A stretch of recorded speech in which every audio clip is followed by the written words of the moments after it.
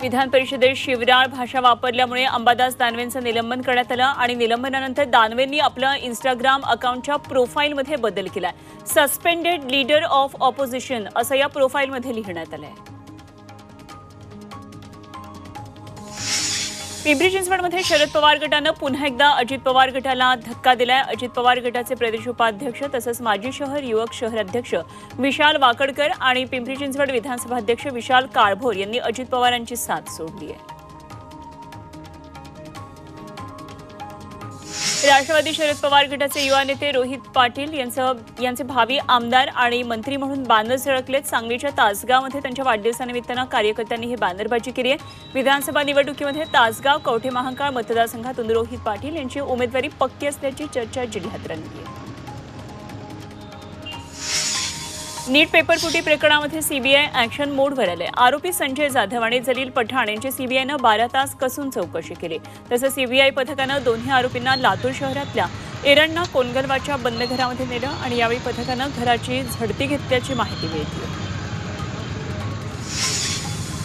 श्री विठ्ठल मंदिर समिती कर्मचाऱ्यांनी आज काम बंद आंदोलन पुकारले। महाराष्ट्र नवनिर्माण सेनेच्या तालुका अध्यक्षांनी भक्त निवासमधल्या कर्मचाऱ्यांना शिवीगाळ केल्याचा आरोप या कर्मचाऱ्यांनी केला आणि याचा निषेध करत आज देवाचा नित्योपचाराचा काळ वगळून काम बंद आंदोलन पुकारण्यात आले।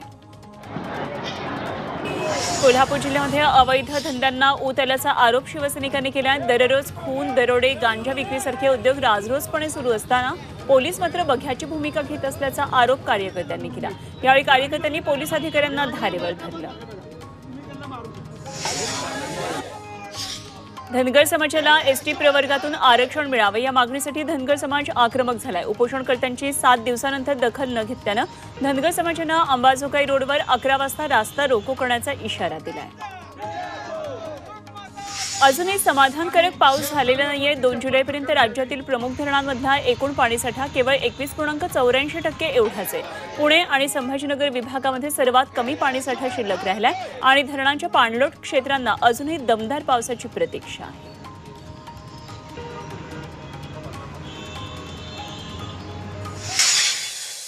वाशिम तालुक्यातल्या आडोळी ते अटकाळी या पाणंद रस्त्याची मोठी दुरवस्था झाली आहे आणि या रस्त्यामुळे दोन्ही गावच्या शेतकऱ्यांना मोठा त्रास सहन करावा लागतोय।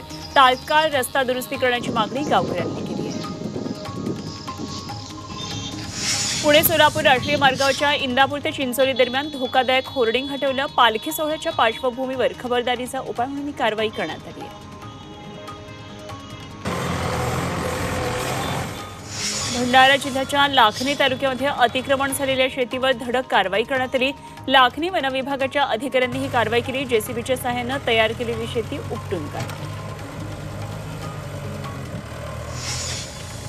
उल्हासनगर तहसील कार्यालयातल्या शासकीय सेतू केंद्र गेल्या 1.5 वर्षांपासून बंद आहे। त्यामुळे नागरिकांची गैरसोय होतीये। दलालांकडून नागरिकांची लूटमार सुरू आहे आणि हे सेतू केंद्र सुरू करण्यासाठी प्रांत अधिकारी आणि तहसीलदार मनसेनं निवेदन दिलेलं आहे। मावळमध्ये महिलांना उत्पन्नाचा दाखला त्वरित मिळावा यासाठी भाजपनं मावळच्या तहसीलदारांना निवेदन दिलं। लाडकी बहीण योजनेसाठी उत्पन्नाचा दाखला लागत असल्यानं भाजपनं हे निवेदन दिलंय। बदलापूरच्या प्रसिद्ध कुंडेश्वर कुंडातील पाण्यामध्ये उतरण्यास बंदी घालण्यात आली आहे। भोज धरण, चांदप नदी, आंबेशिव नदी आणि बारवी धरणासह आजूबाजूला 1 किलोमीटर क्षेत्रात पाण्यात उतरण्यावर बंदी आहे। मात्र पर्यटक फिरण्यासाठी येऊ शकतात।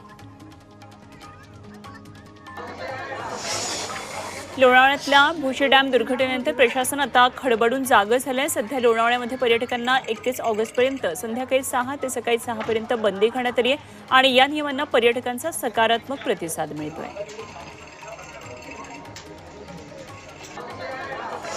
कोल्हापूर जिल्ह्यातल्या विविध तालुक्यांमध्ये मुसळधार पाऊस पडतोय। आजरा तालुक्यातल्या साळगाव इथल्या बंधाऱ्यावर पाणी आल्यानं रस्ता बंद करण्यात आलाय।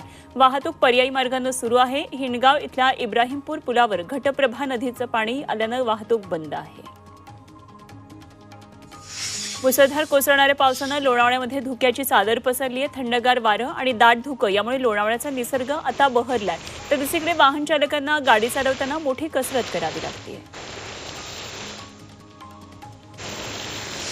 पवना धरणामध्ये पाण्याची पातळी वाढायला सुरुवात झाली आहे। जूनच्या शेवटच्या आठवड्यापासून झालेल्या मुसळधार पावसामुळे तुर्तास तरी पाणी कपात टळली आहे आणि पवना धरणातला पाणीसाठा 18.14% झाला आहे। राज्यात गेल्या 2 महिन्यात झिकाचे 8 रुग्ण आढळले. तर आतापर्यंत राज्यामध्ये सापडलेल्या रुग्णांची संख्या ही 19 वर झाली आहे आणि पावसाळा सुरू झाल्यानं झिकाचा प्रादुर्भाव वाढण्याची शक्यता आहे. त्यामुळे राज्यातल्या सर्व महानगरपालिकांना सतर्क राहण्याचे आदेश आरोग्य विभागानं दिलेत.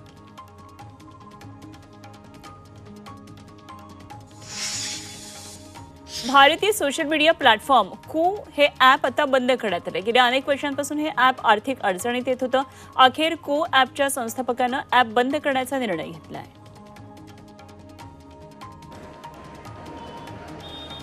एकमेकांकडे बोट दाखवून जबाबदारी झटकू नका. बेकायदा फेरीवाल्यांवरून उच्च न्यायालयानं सरकार आणि महापालिकेची कानउघडणी केली आहे. वेळोवेळी राज्य सरकारला आणि महापालिकेला आदेश देऊन सुद्धा अंमलबजावणी होत नसल्याचं न्यायालयानं म्हटलंय.